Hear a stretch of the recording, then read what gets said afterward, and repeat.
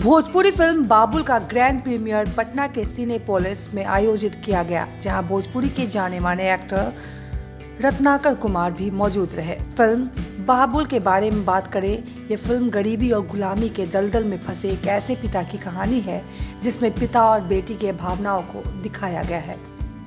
इस फिल्म में पिता बेटी बचाओ बेटी पढ़ाओ और बेटी को सशक्त बनाओ के सपने देखता है। वहीं फिल्म में ये भी दर्शाया गया है कि कैसे एक पिता अपनी बेटी को जिंदगी को खुशहाल बनाने के लिए अपना सब कुछ कुर्बान कर देता है।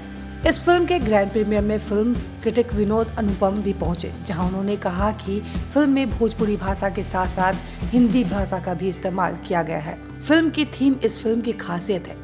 इसी के साथ ये भी कहा गया कि भोजपुरी फिल्मों के नाम पर अश्लीलता होती है, लेकिन ये फिल्म एकदम हटके है और इसमें रिश्तों को निभाने और उनके सपनों को दिखाया गया है।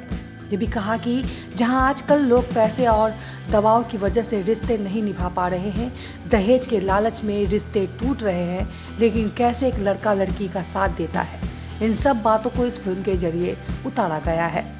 बता दें, अवधेश मिश्रा ने इस फिल्म की कहानी लिखी है, जो भोजपुरी सिनेमा को ऊंचा करने वाला है।